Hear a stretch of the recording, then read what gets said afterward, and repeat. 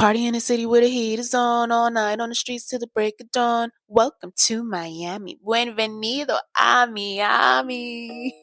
I'm your host, Sha, and you're tuned in to the Tingz podcast. Being here means that you're ready to learn a little bit more about the Caribbean carnival culture. Whether you're a newbie or a long-time carnival veteran, you're guaranteed to step away with new knowledge. Let's talk to Tingz. Gotcha! I couldn't let another season go by without talking about one of, if not the most popular Caribbean carnival on U.S. soil. Hello, we are talking about none other than Miami Carnival. This episode is dedicated to the Miami Carnivals of past and present. And I'm sure to satisfy the souls of the elders like myself and the newbies who have zero clue of what they missed out on back in the day. So let's talk things. So I'm from the golden days of one red eye, pre-King of Diamond days, okay? I'm from the days of wet fete, shorts and shades boat ride, and wearing all yellow to shine. I am from the days when one island was only a body paint band. Yes, a body paint band. So here's the story. So back in 2010, we registered with one island body paint band and had an all-inclusive blast for a whopping $80 US, okay? They gave us plain white undergarments, so I had like some booty shorts and a sports bra. They gave us that in our drawstring bags. And on the day of mass, we met up at the camp in the morning. We got spray painted by some artists. We limed. And then we moved out for an epic experience. It was best. And because it was best, we decided to do it again in 2011. However, we discovered that one island was evolving into a pretty mass band. Now, that year of mass was straight garbage. One, garbage, if you don't understand what I'm saying. One, because the time wasted on costume pickup lasted the entire length of a fete. And two, your girl is still waiting on the rest of her costume to this day. Not only that, but the road experience was just a hot effing mess, okay? We had excellent positioning. And we were slotted to be third in the lineup. But somehow, we ended up damn near last, if not the last band on the road. And I am not exaggerating. This is not an hyperbole. Okay? Our truck was so delayed that we were literally on the highway with cars. So to say that I'm still pissed would be an understatement, okay? The communication that year was non-existent and just downright disrespectful. So as I prepared for this episode, I had to go back and look for some emails. I was looking for emails because I wanted to verify like how much the package was and all of that. And while looking for that information, I found some disgruntled emails that I sent the One Island Committee that I did not remember sending. But that just goes to show you how much they vexed me. Okay, it was bad. It was so bad. But anyway, mass band bacchanal aside, right? Miami Carnival is almost always like a great time to fete and connect with the soca family, right? So I put all of that 2011 mass band drama aside, and I decided to return for 2012. And I'm like, okay, why not? Ain't like we got nothing better to do in October, right? Back then at least, right? So I was way done with one island and decided to try my luck with Generation X. So I got my whole costume that year, but I do believe that costume pickup was still a hot effing mess. But anyway, but let me tell y'all how I found out that ish was really, really changing in Miami, right? It's so unfortunate. So here I am with Gen X. I'm freshly parked. It's Carnival Day. I'm freshly parked at the stadium and ready for whatlessness. Okay. We get inside, trucks are pumping, and eventually we push off. Trucks start to move. Now, after a couple hours passed, right, I was starting to wonder what the holdup was. And silly me, I brushed it off and I carried on. Now here we are. A whole half a day now has passed. And I was in complete disbelief that we were still inside the stadium. I said, you know what? Maybe they're waiting for the sun to go down to let us on the road. Child, damn near midnight reach, and we were still inside the blasted stadium. I was furious. I was furious the entire second half of the day because I could not believe that they kept us captive inside like caged animals. It wasn't at all what I signed up for. And to my knowledge, there was never, ever, ever an announcement to let us know that the road route was a thing of the past. And I don't know if if that was intentional or if it was just me not being hip to the information at the time. But all I know is that I was vexed. So what we're going to do right now is we're going to pour one out for the homie. We're going to pour one out. R.I.P. Miami Carnival Road Days. A moment of silence, please. All right.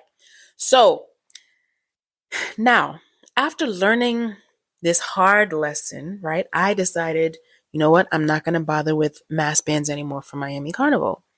I vowed to only go for the fetes and be a lowly low bystander, right? So somehow in 2013, I found myself climbing a fence onto a tree and then landing half graciously onto stadium grounds.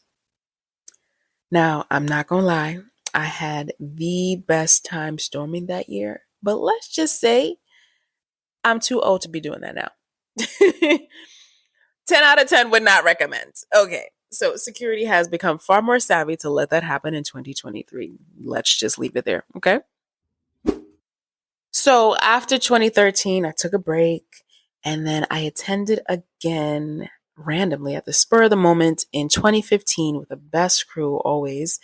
And we had an amazing time. And I attended new events like Arrivals and Candy Coated Cruise. I think we went to Scorch and Spice. And I also think that Glass House was thrown in there too. We also had a spectacular time at Juve. There's this one photo from Juve that year that I keep reposting because it just depicts how great that morning was. I think that was the first time I had Johnny and Ginger. But anyway, Arrivals actually will always hold a special place in my heart because that is the fete. It's on the Thursday. That is the fete where we learned about Uber Soca Cruise. They had a little table and we were passing by and someone was asking us to stop by and we stopped by and we got the information. I was like, okay. And that is actually Uber Soca Cruise 2016 is the reason why I didn't go to Miami Carnival in 2016 because I was like, let me just save my coins up and go here. Mind you, I should not have gone to Uber Soca 2016 because I barely had a job. But that's neither here nor there. We made it happen and it was amazing. The last time that I touched down in Miami was actually 2017, and that was with another best crew, and we had a time, okay? Now, this go round, I attended a few more new fetes like I Love Soca, Viva la Carnival. There was some wet fit in there. Don't get me to lie about the name of the fete because I don't remember. And we played Juve with the Animal Vibes section of Red Ends, I believe. And we jump, jump, jump, jump. It was great. It was really, really good time. Now, my mentality shifted after 2017, and I basically set my sights on other October activities to fill my traveling soul. So I went to Dominica's World Creole Music Festival in 2018 with the girlies from 2015. And then in 2019, dun dun, I was grounded in October because I was recovering from surgery. And then in 2020, we were all inside, locked the hell down. And after all the madness, I certainly wasn't giving Miami Carnival 2021 a chance. But then I also have to remember that I was very much pregnant that October. I think I was like 3 months pregnant.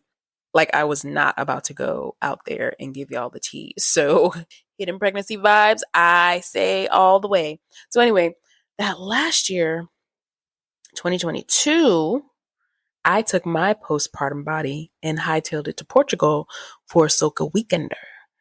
And then this year, we have now arrived at 2023. I unfortunately have to adult. So there you have it in a nutshell, my entire Miami Carnival history. So even though I'm still mourning the loss of the old days, here's where I will give Miami props. You know I have to flip it. This is not a bashing segment, okay? So Miami has found a way to maintain the essence and the presentation of Caribbean Carnival, right? Like people are still willing to invest in their costumes. Not me, right? But thousands of other people are. And I will say this, like, for some reason, the Miami Carnival costumes are almost always more attractive than the costumes that are released for the overseas carnivals. And it grinds my gears every single time. But I digress. Miami has a great product. And I really wish that other US based carnivals could be as organized and successful as they are. And I'm sure that there are hiccups, right? Like it's not perfect. There are things that go on that we're not privy to, but overall, they seem to be very successful. Now fixing it in those states, right, where I feel like it's not going well, I think that requires willingness. I think it requires hard conversations and some sacrifice for sure. And while we may not like it, we being me, I feel like it might be for the best, right? Like Miami has figured out what works for them, what works for the community. And other places just, they haven't figured it out yet. Or maybe they don't want to give in. But I think that even though we might want to celebrate our culture, we have to realize and recognize where we are. Making other road experiences in other states more enclosed, like Miami, might be for the best, right? Because at the end of the day, this is not our homeland. And we can't expect all the decision makers to understand our culture. But anyway, I'm diving into something else. This is a topic for another time, like season 5, right? And I promise that we are going to do a deep dive into this, and I'm gonna see who I can get on the show for this one. But anyway, we're gonna put a pin there, and we're gonna move on to the Q&A with our special guest. So we have none other than Crystal from the Curve Experience joining us today. We recently did an IG live together with a few other carnival junkies, and we had a great conversation. So this is us picking up where we left off on the live. Here we go. All right, lady, introduce yourself and your platform to our listeners. We want to know all the deets, which country you're representing, how long you've had the platform, how long you've been playing mass. Just throw everything out there for us. Okay, so where can I start? So my name is Crystal. I have been attending mass since I was a baby. But I started participating in mass when I was like 21 years old. I'm 30 now. This is a part of my life. I grew up in Brooklyn, New York. So I live right in front of Eastern Parkway where Labor Day took place. And I just remember how excited I used to be all the time. The week leading up to Labor Day, the street vendors selling the flags for people, me bumping into my classmates because where I lived was a very heavily populated West Indian area. So all of my classmates, my teachers, my neighbors, everybody was from the Caribbean. I am a first generation American of Trinidadian and Vincentian roots. I'm very proud of my heritage. I'm originally from Brooklyn, New York, but I moved to Atlanta, or, as we call it down here, Atlanta. I moved to Atlanta when I was 14 years old. So I've been living here ever since. I consider myself a content creator, and I am also the brains behind the Curve Experience. When I started the Curve Experience, it was supposed to be just another page where I just feature masqueraders, specifically plus size masqueraders, because I just felt like there was a lack of representation for us curvy girls. However, things took a change for the best. A really big twist happened in 2020, known as COVID, and that changed up my life a lot. I'll say this: when I first started the platform, I had no intentions of showing my face. I had no intentions of doing all the things that I'm doing now, which is creating content and modeling. It was just to repost girls. That was it. That changed a lot for me in a sense where now I had to figure out how I was going to keep my page alive now that carnivals across the world was, they were getting canceled. We were no longer able to link up for carnival anymore. And then, when Miami Carnival had announced that they were coming back, and this was the first carnival to come back, since we had been on lockdown, I saw the perfect opportunity to, start pushing myself and putting myself in front of the camera, which again, I had no intentions of doing. I'm a very big introvert. It may not come across like that, but I am. When the band started launching, I realized that I started to notice that they were posting some really good quality plus size options. This is just my truth as how I see it. I've never seen this many curvaceous options being offered. So, I had this bright idea. You know what? I remember when I first started playing, how hard it was to find a band, a designer, a section leader who catered to me. Let me post this on my page so that my supporters can see what options are there for them. That quickly turned into me offering tips, creating funny reels, still doing live, still doing interviews. And even after Carnival, I did this thing. It used to be called Carnival Horror Stories. It was like a live that I did. And this live was to invite, some very well-known curvy masqueraders, as well as the girls who supported my page, to call in and provide reviews on the bands that they played with. Because, again, these are things that we need to know. We need our own space. All right, thank you for sharing. So, before we get any further, let's help everyone understand what your fete or your carnival personality is. What type of carnivalist are you? Are you like the life of the party? Are you stand to the corner? Are you in the middle of everything? Like, help us understand so that we can better grasp everything that you say moving forward. I always tell everybody I have a little bit of stush in me, just a little bit. It's not extreme, but I know that I would definitely turn up when I have to. I think I'm the responsible feta in a sense of, like, you could ask anybody in my crew. I am not a big drinker. I will always tell them, you know what? I will drive to the feds. I will drive back home. But Carnival Day, I'm not doing it. So I would say I'm more of like a responsible feta. I'm not too crazy, I'm not too wild, but I will still turn up and I will still have a good time and be energetic. So yeah. LOL at selectively stush. Okay, so were you participating in Miami Carnival back when it was on the road? If so, How do you think it compares to the current format? No, actually, I never attended Miami when it was on the road.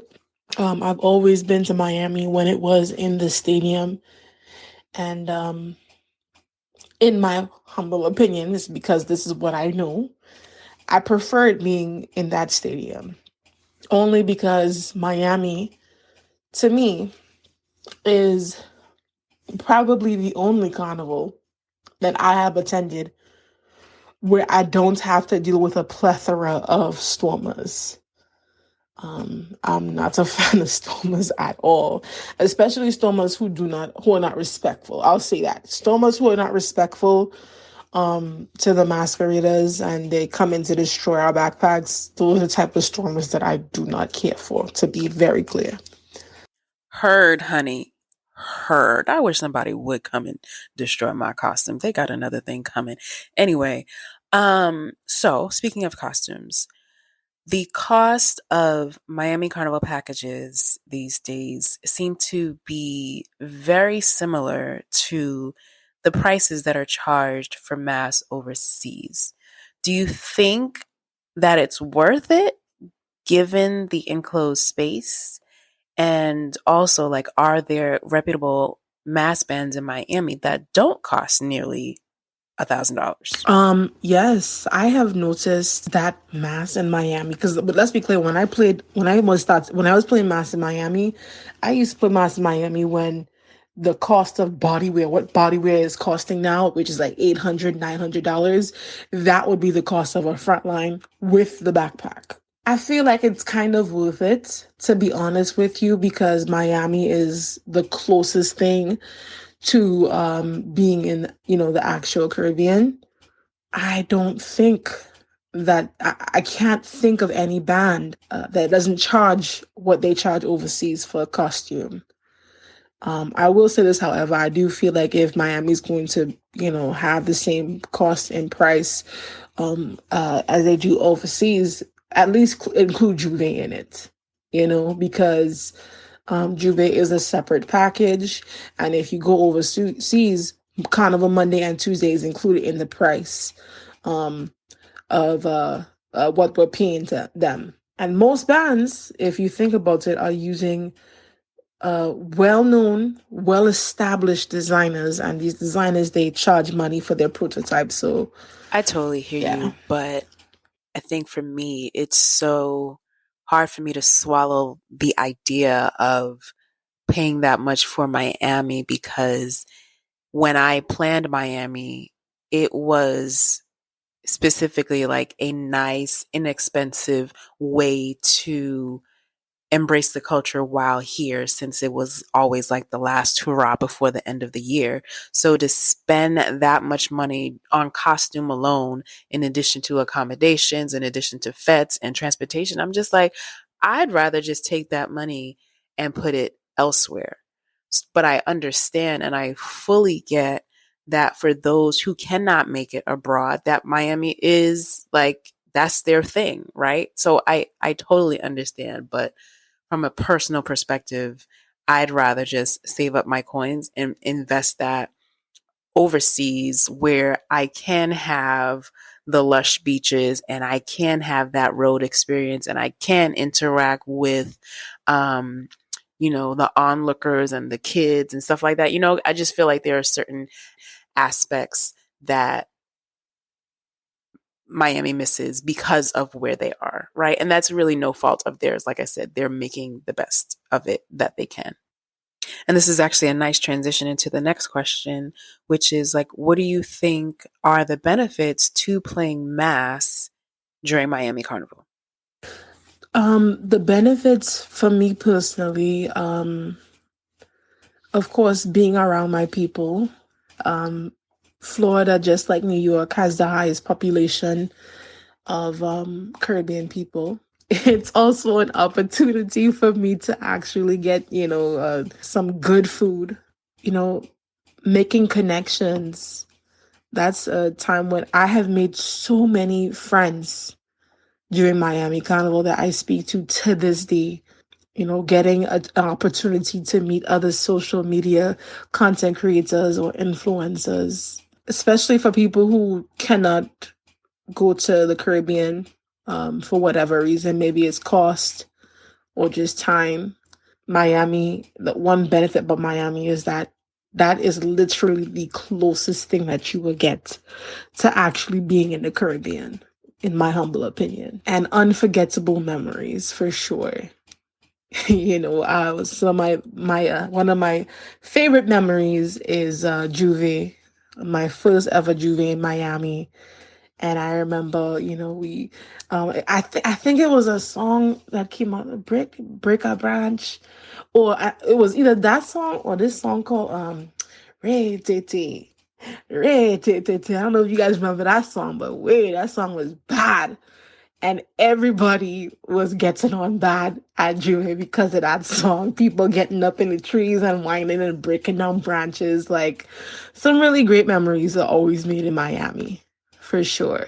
Ooh, and you know what? Let me add this too in there. Unlike most carnivals that I have personally attended in the States, Miami is longer than the 5 minute mark. Like, I'm in Atlanta. My Atlanta does not last as long as Miami. And as someone who, I've been attending New York since I was a kid. I remember New York used to be from morning till night. New York ends early now. And if we would even go outside of America, like our cousins up north, Canada, even their carnival ends early. Now, that right there, I can 100% co sign because listen, we wouldn't cross until damn near midnight, okay? But there used to be this god awful bottleneck to get inside in order to cross the stage. And I hated that part of the road. And honestly, I don't even think I've ever crossed the stage in Miami because my patience usually expired by the time that time came. And there was nothing worse than trying to squeeze through the gate while shoulder to shoulder with like 1,000 other people. It was the absolute worst. So I don't know what the process is in Miami these days, if y'all are just around the stadium. I don't even know. Is there a stage? But either way, co-sign what she said about the length of the road. Miami does go all night. All right, so on to the next question. What about those people who are not playing Mass? Do you feel like people who don't play Mass will still have a great time during Miami Carnival? In my humble opinion, yes. I remember when Miami first came back, I invited some friends who've never played Mass before, but my best friend had told them about my page and they were really intrigued about Carnival. We taught them the history because one thing about me is I'm not going to invite anybody to participate in my culture without educating them, or prior or even along the way, because I don't want there to be any confusion as to what they're partaking in. I want them to understand the history, how it started, all that good stuff. But anyways, yes, we took them to Miami and they are hooked on Carnival. So I think it just depends. It just depends. Totally understood. Like I mentioned earlier, I have not touched Miami Carnival since 2017, so I'm very much out of the loop. So, in terms of fetes, what is the fete scene like during Miami Carnival these days? Give us the 411 on the fetes that you enjoy the most. The Fed scene in Miami. Really nice. Entice. I love Entice. I think that one is thrown by Skinny Fabulous. He has great performances. The location is really nice. Just the way that he wants you to dress up, perfect. And then because I'm also a person who loves Private Ryan, I love Soca Brainwash, I love his events. He usually has like a theme. One year he had like a football theme and everybody dressed up in like their favorite football attire or whatnot. So his fete I would always recommend. I remember saying like it gave me concert vibe, but I really meant to say festival vibes. And I like that. Because remember, I said I'm a little bit stush. And I think his fetes are for the people who are a little bit stush. Last fete that I would definitely recommend 10 out of 10, only because they play nothing but soca music. I am a soca junkie.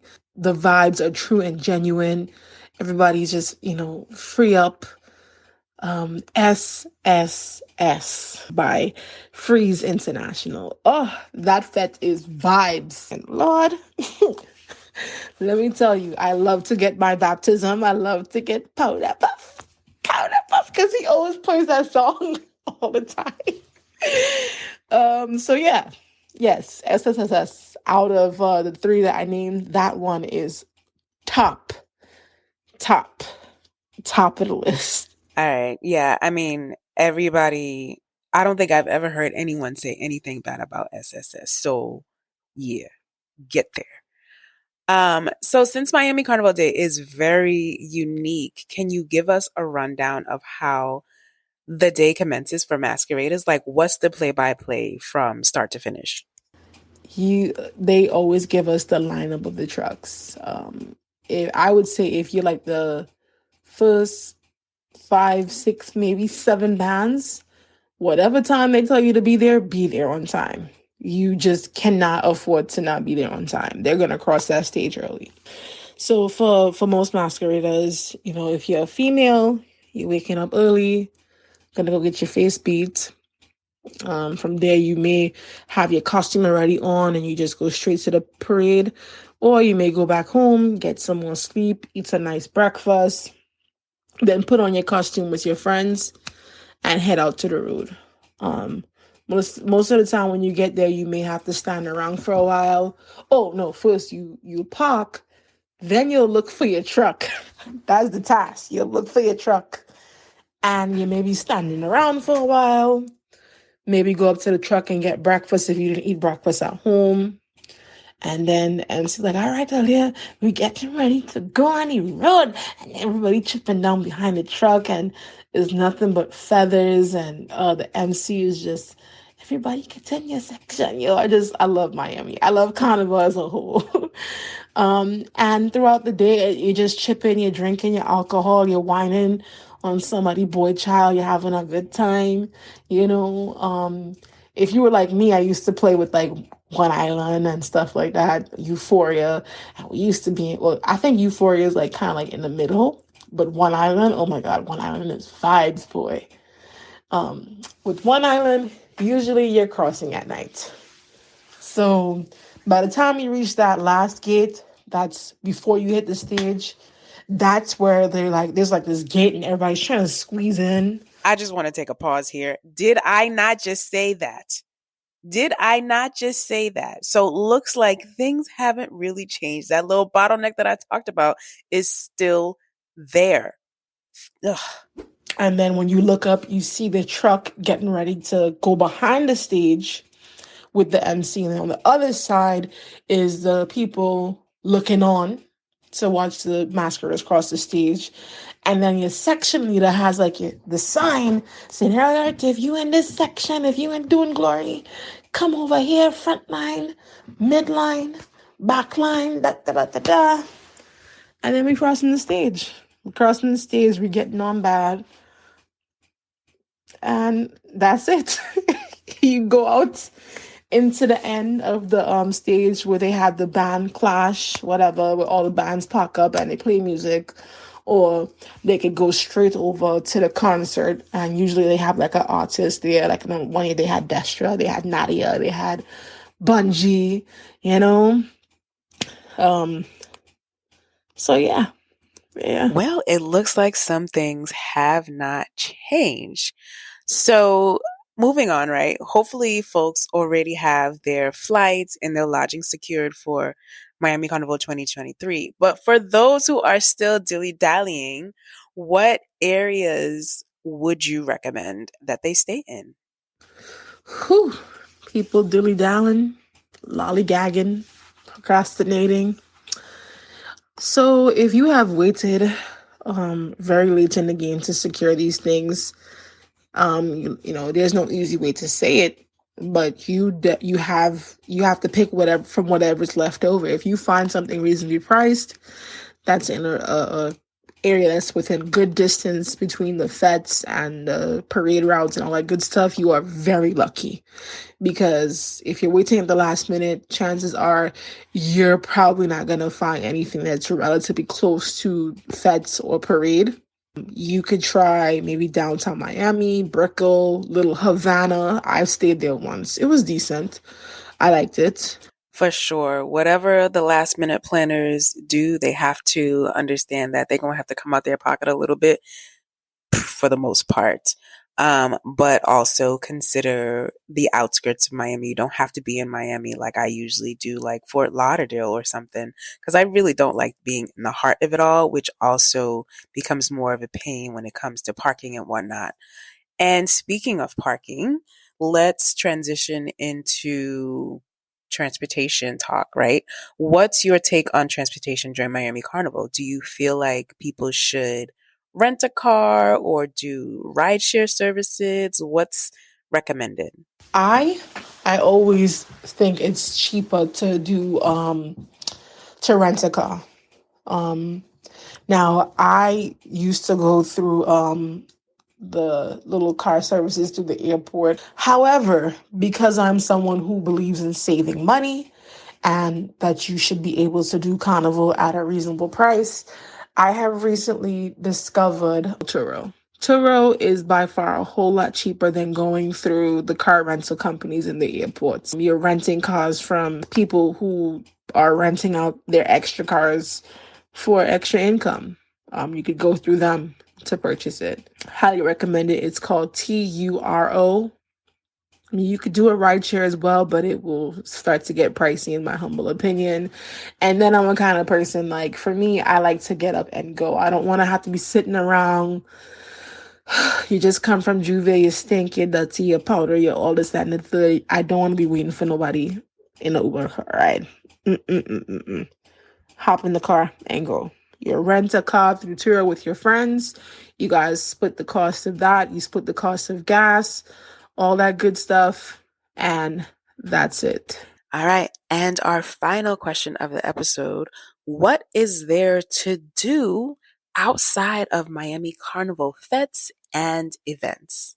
Um, so there's plenty of stuff to do outside of the fetes. If you're a person that feting is not your thing, no worries. Miami is a beautiful city. Plenty beaches, plenty of little things they have going on in the city. I know when my friends and I went for the first time.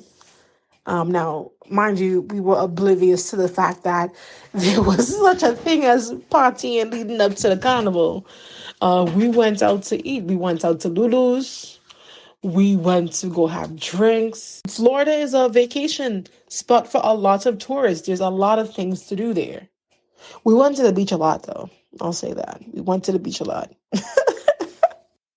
Yes, I will absolutely co-sign that as well. There is a lot to do in Miami, and I recently put up a post of some of my favorite things to do while there, which are like one, there's a lot of wallet friendly dining. I love me some Pollo Tropical, and I do enjoy going over to 1-800 Lucky, which has multiple little eateries within it. I love going over to visit the art walls in the Wynwood area. There's also shopping. Like Miami has some really nice malls. Aventura Mall, really, really, really good. Last time I went. You can also do like really, really simple stuff like rent bikes and drive them around South Beach. I've always meant to bring my roller skates to have on South Beach. Like, I think it's just a lot of cool things happening in Miami. Someone also mentioned under the comments of that post that I'm talking about is that their friends would take like a day trip to Key West, which I thought was like, oh, that is a good idea. And I will do that the next time that I go for Miami Carnival. So think outside the box. Definitely go on the Viator site to see what is available for the surrounding areas of Miami while you're there. And that just about wraps up this episode. Shout out to Crystal for granting me this interview. Yes. Thank you so much for having me, Shaw. I really appreciate it. So here's one final benefit to attending Miami Carnival that I wanted to throw in there. It is the event where you get to bounce up to many of the new soca songs that are being released for Trinidad Carnival. It's a beautiful blend of the old and the new. So pay attention and get familiar. All right, so funny enough, I was doing some prep work for the show notes page for this episode. And since then, or while I was doing that, rather, I was on the Miami Broward Carnival website gathering information, and this little light bulb went off in my head, and I was just like, well, why not see what the requirements are for getting access, media access, right, the next time that I go to Miami? And I just honestly never had the nerve to do it because I was like, I don't even know if I'd qualify. I don't like rejection, so I just really didn't even want to be bothered. But I was like, you know what? Let's give this a shot. And boom, I like submitted it one day, 2 days later, I get through. So even then after that, more discovery, can't make it. But even though I can't physically be there, like I said, because of adulting, I do have a crew member attending in my stead. So look out for the Tingz Nice, the official Tingz Nice Miami 2023 content. I'm so excited about this. And I am definitely going to make sure that I can be present for 2024. If anyone's listening and they want to sponsor me a costume, holla at your girl. Okay? Y'all have a safe, peaceful, and best Miami Carnival 2023 for all of you who are going. Later.